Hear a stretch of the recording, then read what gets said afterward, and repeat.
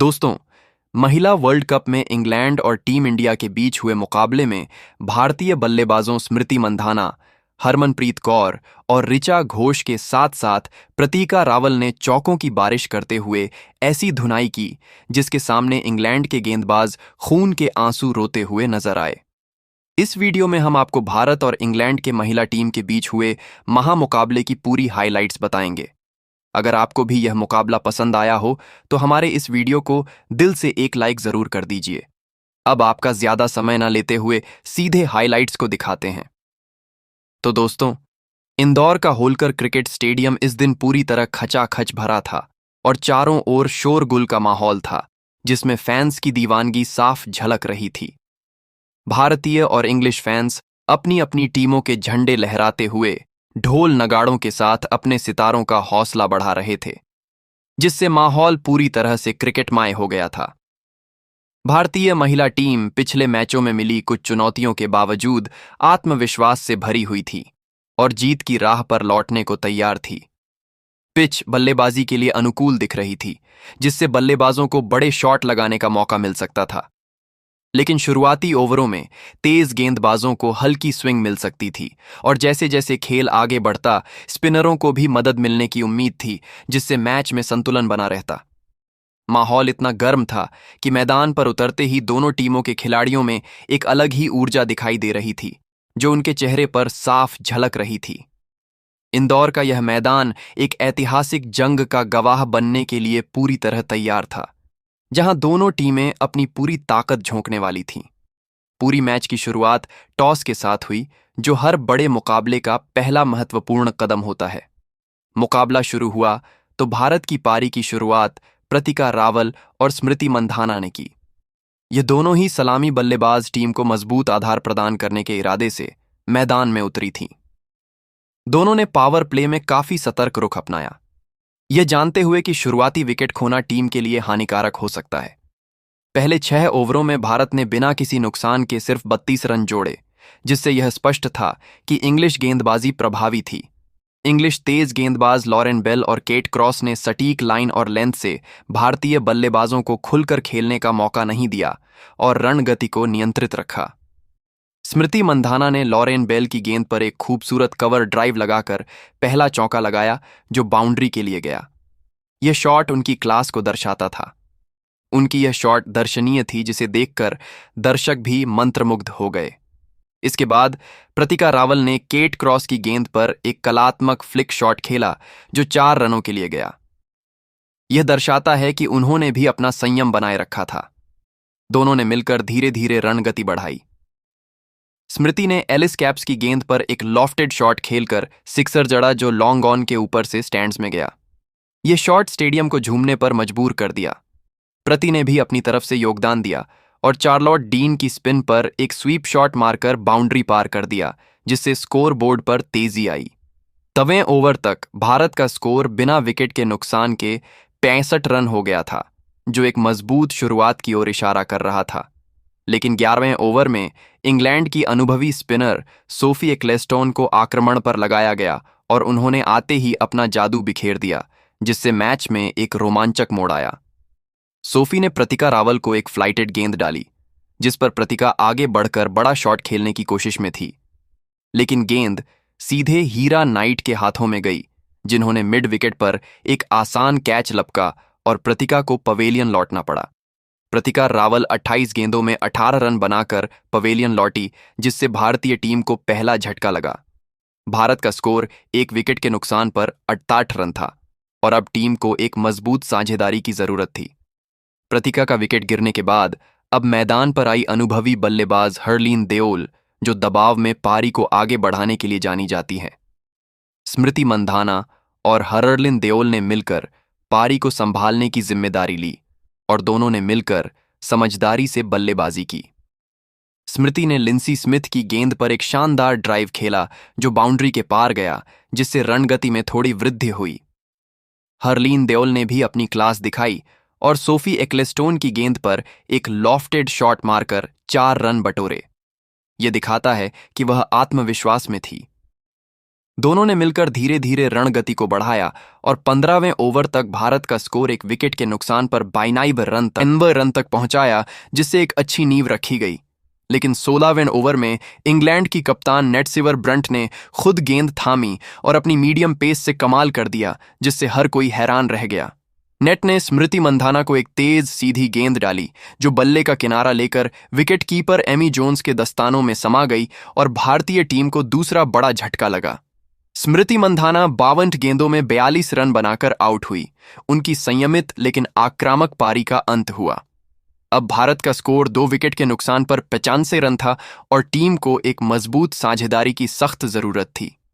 स्मृति के पवेलियन लौटने के बाद अब क्रीज पर आई कप्तान हरमनप्रीत कौर, जो अपनी आक्रामक बल्लेबाजी के लिए मशहूर हैं। हरलीन देओल और हरमनप्रीत कौर ने मिलकर पारी को आगे बढ़ाया और भारतीय टीम के स्कोर बोर्ड को गति दी। हरमनप्रीत ने आते ही सोफी एक्लस्टोन की गेंद पर एक करारा पुल शॉट खेलकर चौंका जड़ा। यह उनके इरादे साफ दर्शाता था। दोनों ने इंग्लिश स्पिनरों को निशाना बनाया और रणगति को तेज किया, जिससे फील्डिंग टीम पर दबाव बढ़ा। हरलिन ने लॉरेन बेल की गेंद पर एक शानदार सिक्सर जड़ा, जो लॉन्ग ऑन के ऊपर से स्टैंड्स में गया। यह शॉट दर्शकों को झूमने पर मजबूर कर दिया। दोनों के बीच 45 रनों की महत्वपूर्ण साझेदारी हुई, जिसने भारतीय पारी को मजबूती प्रदान की। 25वें ओवर तक भारत का स्कोर 2 विकेट के नुकसान पर 145 रन तक पहुंच गया, जिससे एक बड़ा स्कोर बनाने की उम्मीद जगी। लेकिन 26वें ओवर में इंग्लैंड ने एक बार फिर गेंदबाजी में बदलाव किया और तेज गेंदबाज लॉरेन बेल को वापस बुलाया। यह एक चतुर कप्तानी का फैसला था। लॉरेन बेल ने अपनी पहली ही गेंद पर हरलिन देओल को एक शानदार इन स्विंगर डाली, जो हरलिन के बल्ले को चकमा देती हुई स्टंप्स से टकरा गई, जिससे हरलिन की शानदार पारी का अंत हुआ। हरलिन देओल 35 गेंदों में 25 रन बनाकर बोल्ड हुई। वह अपनी पारी में कुछ और रन जोड़ सकती थी। अब भारत का स्कोर 3 विकेट के नुकसान पर 150 रन था और टीम को फिर से एक नई साझेदारी की जरूरत थी। हरलीन के आउट होने के बाद अब मैदान पर आई जेमिमा रड्रिग्स, जो अपनी तेज तर्रार बल्लेबाजी के लिए जानी जाती हैं।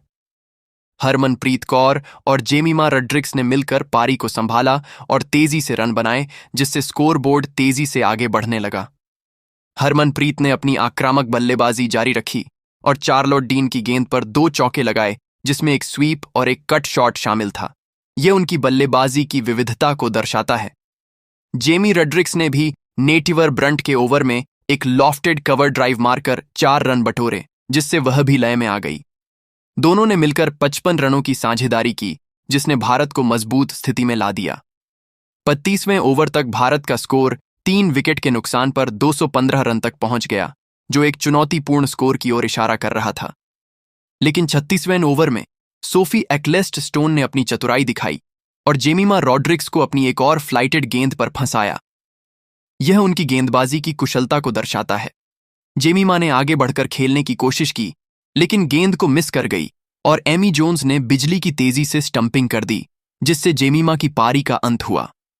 जेमिमा रॉड्रिग्स 25 गेंदों में 20 रन बनाकर आउट हुई और भारत का स्कोर 4 विकेट के नुकसान पर 220 रन था, जिससे मध्यक्रम लड़खड़ा गया।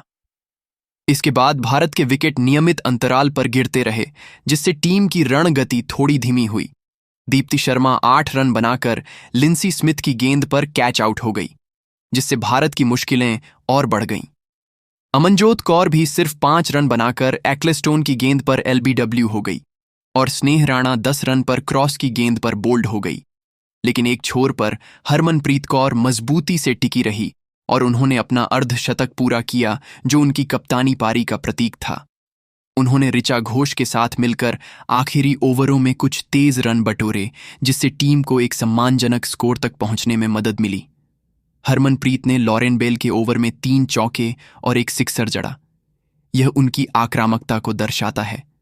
आखिरी ओवरों में ऋचा घोष ने भी अपने बल्ले का कमाल दिखाया और सोफी एक्लेस्टोन की गेंद पर एक गगनचुंबी सिक्सर जड़ा, जिससे भारतीय टीम का स्कोर तेजी से बढ़ा।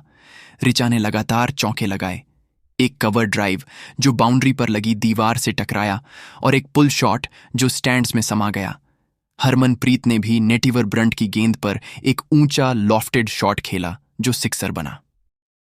45वें ओवर में ऋचा घोष 40 गेंदों में 42 रन बनाकर चार्लोट डीन की गेंद पर कैच आउट हो गई। लेकिन तब तक उन्होंने पारी को नई गति दे दी थी। अब मैदान पर अमनजोत कौर आ चुकी थी, लेकिन जल्दी आउट हो गई। क्रांति गौड़ ने भी 12 रन की पारी खेली, जिसमें एक चौका शामिल था। श्रीचरणी ने अंतिम ओवरों में 7 रन जोड़े। 48वें ओवर में हरमनप्रीत कौर 70 गेंदों में 65 रन बनाकर नेट सीवर ब्रंट की गेंद पर बोल्ड हो गई, लेकिन उनकी पारी ने टीम को मजबूत आधार दिया। 50 ओवर की समाप्ति पर भारत ने 9 विकेट के नुकसान पर 360 रन बनाए, जो इंग्लैंड के सामने एक बहुत बड़ा चुनौतीपूर्ण लक्ष्य था। स्मृति मंधाना 135 रनों की शानदार पारी खेली, जिसमें 14 चौके और 3 सिक्सर शामिल थे। प्रतिका रावल ने 45 रन बनाए। हरलीन देओल 25, हरमनप्रीत कौर 85, जेमिमा रॉड्रिक्स 20, ऋचा घोष 70 रन बनाकर नाबाद रहीं।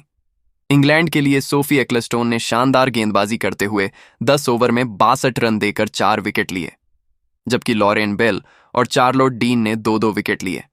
लेकिन भारतीय बल्लेबाजों ने उन्हें महंगा साबित किया।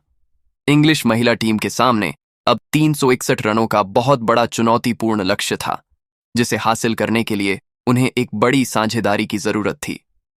361 रनों के लक्ष्य का पीछा करने उतरी इंग्लिश महिला टीम की शुरुआत टैमी ब्यूमट और एमी जोन्स ने की। यह दोनों ही सलामी बल्लेबाज अपनी टीम को एक मजबूत शुरुआत देने के लिए प्रतिबद्ध थी। दोनों ने पावर प्ले में संभल कर खेलने का निर्णय लिया, यह जानते हुए कि शुरुआती विकेट खोना टीम के लिए नुकसानदायक हो सकता है। पहले 6 ओवरों में इंग्लैंड ने बिना विकेट खोए 35 रन बनाए, जिससे उनकी शुरुआत धीमी लेकिन मजबूत थी। टैमी ब्यूम ने श्रीचरणी की गेंद पर एक शानदार कवर ड्राइव लगाया, जो बाउंड्री के लिए गया। उनकी यह शॉट बेहद खूबसूरत थी। उनकी यह शॉट इतनी खूबसूरत थी कि इंदौर का स्टेडियम तालियों से गूंज उठा और दर्शकों ने उनकी बल्लेबाजी की सराहना की। एमी जोन्स ने अमनजोत कौर की गेंद पर एक कलात्मक फ्लिक शॉट खेलकर 4 रन बटोरे, जिससे वह भी लय में आ गई। लेकिन 8वें ओवर में भारत की तेज गेंदबाज श्रीचरणी ने अपनी क्लास दिखाई और भारतीय टीम को पहली सफलता दिलाई। उन्होंने टैमी ब्यूमॉन्ट को एक तेज आउट स्विंगर डाली, जो उनके बल्ले का बाहरी किनारा लेकर विकेटकीपर ऋचा घोष के दस्तानों में चली गई और टैमी की पारी का अंत हुआ। टैमी ब्यूमॉन्ट 30 गेंदों में 22 रन बनाकर आउट हुई, जिससे इंग्लैंड को पहला झटका लगा। अब इंग्लैंड का स्कोर एक विकेट के नुकसान पर 42 रन था और अब टीम को एक मजबूत साझेदारी की जरूरत थी।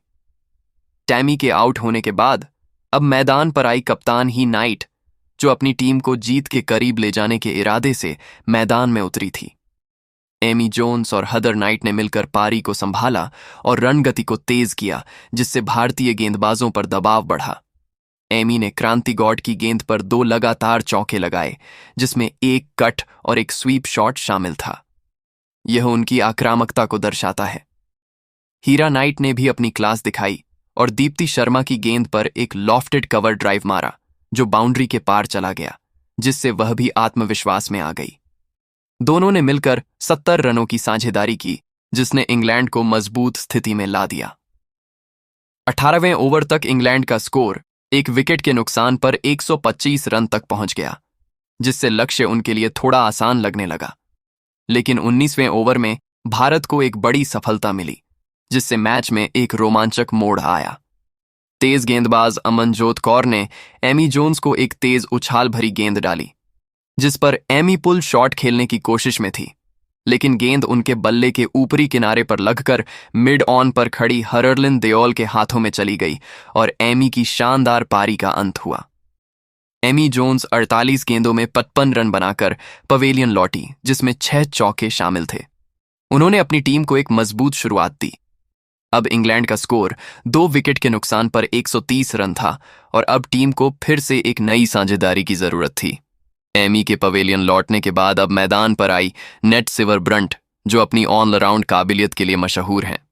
Hither Knight and Nat Sciver Brunt ने मिलकर पारी को आगे बढ़ाया और दोनों ने मिलकर तेजी से रन बनाए। नेट ने आते ही अपने इरादे जाहिर कर दिए और स्नेह राणा की गेंद पर एक विशाल सिक्सर जड़ा, जो लॉन्ग ऑन के ऊपर से स्टैंड्स में जा गिरा। यह उनके आत्मविश्वास को दर्शाता है। इधर नाइट ने भी अपनी बल्लेबाजी में कोई कमी नहीं आने दी और श्रीचरणी की गेंद पर एक शानदार लॉफ्टेड ड्राइव मारकर 4 रन बटोरे, जिससे वह भी लय में आ गई। दोनों ने मिलकर तेजी से रन बनाए और